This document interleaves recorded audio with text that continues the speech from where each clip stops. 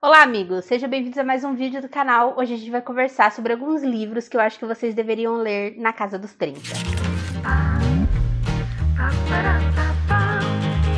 No dia 28 de fevereiro desse ano, eu vou fazer 33 anos. Então eu achei que valia a pena fazer essa lista pra vocês de livros que eu li na casa dos 30 e que me ajudaram muito. São livros que eu tenho no meu coração, que me fizeram muito bem ler nessa época, que é uma época em que a gente não tá tão confuso quanto nos 20, mas ainda assim estamos. Os 30 tem todo esse estigma de 30 anos, a idade do sucesso, que você já precisa ter conquistado muitas coisas e estar em muitos lugares, e na maioria das vezes não é isso que acontece.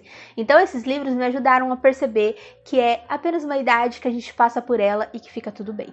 Lógico que você pode ler esse livro na idade que você quiser, é só que eu li ele na casa dos 30 e eu acho que só teve um que eu não li na casa dos 30 e eu acho que me fizeram bem, me fizeram pensar em coisas boas pra essa idade, para as expectativas que eu tinha com essa idade, mas tá liberado pra você ler quando você quiser. Minha primeira indicação é Fun Home. Esse é um quadrinho que vai contar a história da autora, a Alison Bechdel. Esse é um livro que vai falar sobre relações familiares e eu acho que nos 30 a gente pensa muito sobre isso. Não só para a família que a gente está iniciando para algumas pessoas, mas também com a família que a gente já tem, como a gente entende esses pais e essas mães de uma forma um pouco diferente. Aqui a Alison vai contar o relacionamento dela com o pai, um relacionamento muito conturbado, que foi muito difícil para ela e que ela demorou muitos anos para conseguir entender. Ela sempre viveu nessa casa onde o pai queria absolutamente tudo perfeito, ele fazia de tudo para que a casa parecesse um museu.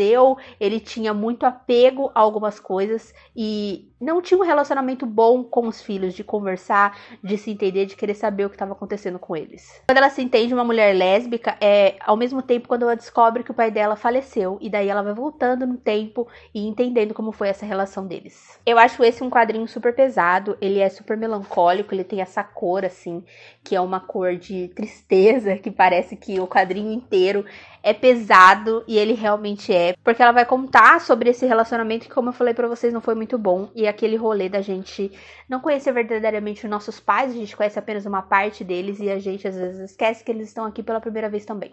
Ainda mais no caso da Alison, que ela vai entender realmente o que o pai dela escondia, porque o pai dela não podia ser ele mesmo, e o quanto isso afetou a relação entre eles.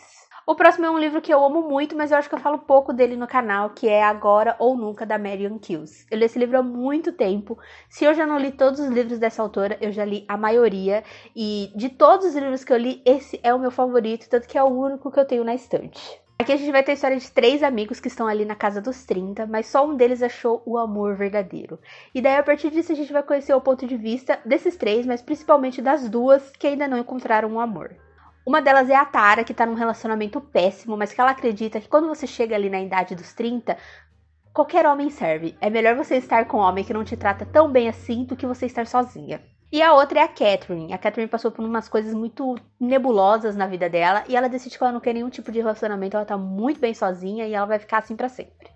Esse é um livro que vai falar sobre relacionamentos de uma forma que eu amo muito, porque a gente vai entender, pelo ponto de vista dessas 2 mulheres, as expectativas que as pessoas têm quanto a elas e as expectativas que elas têm quanto a elas mesmas. A gente vai acompanhar um relacionamento péssimo e como essa personagem começa a perceber que, na verdade, estar sozinha não é ruim. Por que a gente sempre precisa estar com alguém? Ela, inclusive, sempre esteve com alguém, sempre esteve namorando, ela nunca se viu sozinha. E ela chega no momento da vida dela que ela precisa conhecer ela mesma, saber do que ela gosta, porque nem isso ela sabe mais. A gente vai indo com ela, entendendo que sim, estar sozinho não é um problema, mesmo se você estiver nos 30 e poucos anos. Já a Catherine é uma pessoa que, pelo que aconteceu na vida dela, ela se fechou completamente. Ela acha que não vale a pena ela passar por tudo isso de novo.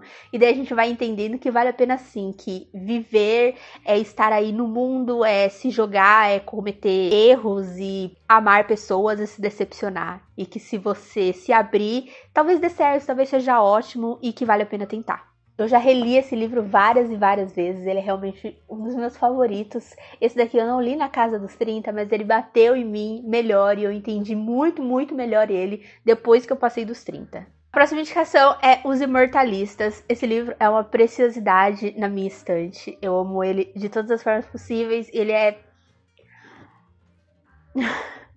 Como eu vou explicar? Eu fiz uma lista de 30 anos, 30 livros antes dos 30 e pedi indicação para alguns amigos. E uma amiga minha me indicou este livro aqui. Ela falou que este era um livro para ler nos 30 anos. E ela estava absolutamente certa. Então assim, beijos, Maiane. Esse livro vai contar a história de 4 irmãos. Quando eles são jovens, eles estão morando ali com os pais deles, eles decidem ir até uma vidente. Eles ficaram sabendo que ela prevê as coisas e eles queriam lá tirar a prova. E daí eles vão até essa vidente e ela fala pra eles, cada um deles individualmente, a data que eles vão morrer. E isso molda a vida deles e as escolhas deles a partir daí. A gente vai acompanhar cada irmão decidindo o que ele fez da vida dele, o que fazer da vida dele, sabendo exatamente a data que ele vai morrer. Tem alguns que ficam meio, não, isso não deve ser verdade, não sei o quê, mas todos lá no fundo acreditam que essa data é real e eles constroem a vida deles baseados nessa data. O livro que vai falar sobre escolha e destino. Será que a gente já tá com o nosso destino feito? A gente não pode fazer nada para mudar ele? O quanto a gente pode se apropriar da nossa vida e fazer o que a gente quiser com ela, construir o que a gente quiser com ela. Vai falar também sobre famílias, relações que eles têm e como cada um vai em busca de alguma coisa, sabendo quanto tempo eles têm de vida. Se você soubesse quanto tempo você tem de vida, você faria as coisas diferentes, as escolhas que você fez seriam as mesmas, você ainda continuaria naquele lugar que você detesta, continuaria numa carreira que você não gosta, ou você tentaria correr o risco de fazer alguma coisa diferente? Você se abriria mais para o amor? Você tomaria outras atitudes? O que você faria da sua vida se você soubesse exatamente o tempo que você tem? Foi um livro que me deixou dodói da cabeça. E é por isso que eu gosto tanto dele. Eu gosto de ficar dodói da cabeça com alguns livros, como vocês bem sabem. E esse daqui, ó, é 10 de 10. A próxima indicação é Em Outra Vida Talvez. Nossa, eu chorei muito com esse livro. Eu sei que ele não é o favorito das pessoas da Taylor Jakes, mas assim, eu chorei muito com esse livro, ele mexeu muito comigo. A gente vai ter uma personagem que já tá nos 30 anos, acho que ela tem 29, e ela não sabe muito bem o que fazer da vida dela, ela não tá bem no que ela trabalha, ela não tá bem em relacionamentos. Tudo que ela achou que ela teria aos 30, ela não tem.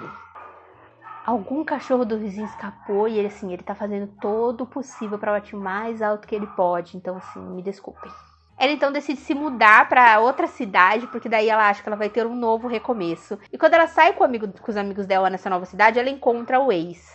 E daí a gente vai acompanhar duas histórias. Ela indo por um caminho em que ela fala tchau pra esse ex e volta pra casa, ou ela ficando no bar e conversando mais com esse ex.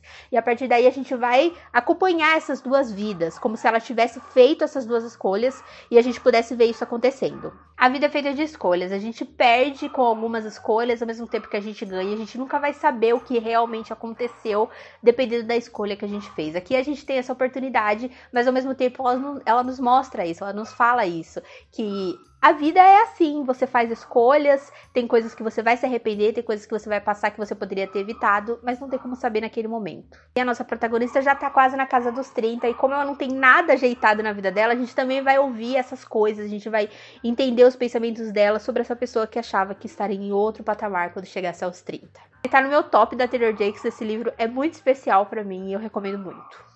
Depois tem o maravilhoso Bolo Preto, que foi um livro que eu li por acaso e que foi incrível, maravilhoso. É um livro que fala sobre família, sobre relacionamentos familiares. A gente vai acompanhar esses dois irmãos que não se falam há um tempo. Eles se juntam novamente porque a mãe deles faleceu e ela deixou um testamento gravado. E eles precisam ouvir esse testamento juntos. A partir daí a gente vai conhecer mais sobre a mãe, sobre muitas coisas que ela escondeu deles, ao mesmo tempo que a gente vai entendendo um pouco sobre cada um deles. É um livro que fala muito sobre como a gente tem um pouco dos nossos pais, das pessoas que a gente ama, mesmo que a gente não queira. Cada pessoa que passou pela nossa vida, principalmente os nossos pais, deixaram marcas na gente e a gente acha que não, mas somos sim muito parecidos. Também vai falar sobre aquele negócio de que a gente não conhece totalmente os nossos pais, já que a mãe deles vai falar muitas e muitas coisas que vão deixar eles chocados da juventude dela e de coisas que ela passou, mas que são importantes para que eles entendam quem foi a mãe deles e, consequentemente, quem eles são agora. A gente também vai entender o relacionamento desses irmãos. Por que eles ficaram sem se falar tanto tempo? Como a gente deixa coisas tão pequenas tomarem proporções tão grandes? O quanto a gente se machuca e machuca o próximo. É um livro muito sensível, muito surpreendente. Ele, inclusive, tem uma adaptação que eu ainda não assisti, mas eu gostei muito, muito de fazer essa leitura e eu acho que ela me deixou feliz e pensativa sobre família, irmãos e relacionamentos. E a última indicação é o meu queridíssimo e favorito do ano, Amanhã, Amanhã e Ainda Outra Manhã. Esse livro é um hype, então eu sei que todo mundo vai ler, independente da idade, mas esse livro é tão, tão maravilhoso. A gente vai acompanhar mais de 30 anos, acho que 30 anos da história desses personagens. E ele é tão delicado, maravilhoso, que... Sério, eu amo muito esse livro. Ele fala muito sobre fracasso, sobre começar novamente, sobre fazer coisas que você ama, coisas que você acredita. Ele é tão inspirador, tão inspirador.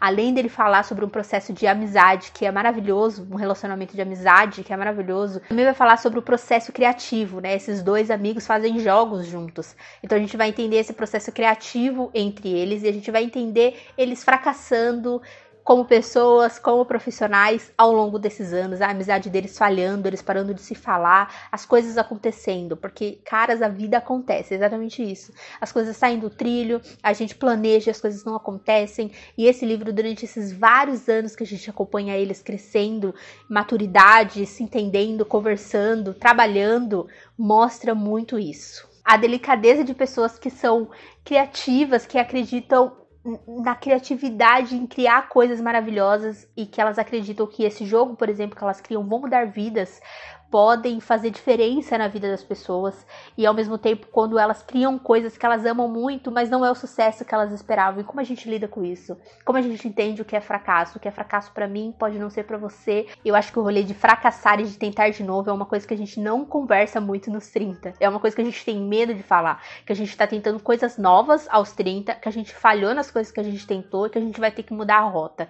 E o livro fala muito sobre isso e é por isso que eu acho que ele é tão precioso. Estamos aqui tentando, mudando a rota, fazendo coisas diferentes, tentando coisas diferentes, e eu acho que a gente não deve ter vergonha disso, apesar de a gente ter acreditado e ter sido nos ensinado durante a vida toda por outros livros, pela televisão, séries e filmes, que nessa idade a gente já deveria saber de tudo. Essas são as minhas indicações de livros para você ler na casa dos 30. Eu adoro indicações desse tipo, então me conte aí se você tem um livro desse tipo que você acha que eu vou gostar também. E se você já está na casa dos 30, me conte aí se você já leu algum deles e se ele mexeu com você também. Obrigada por ter assistido até aqui, um obrigado especial aos apoiadores. Se chegou aqui por acaso, se inscreva no canal, curta esse vídeo. Se quiser conhecer o Apoia-se, apoiar o meu trabalho financeiramente, participar de leituras coletivas e todas as outras coisas maravilhosas, o link está aqui na caixa de descrição. Beijos e até o próximo vídeo. Tchau!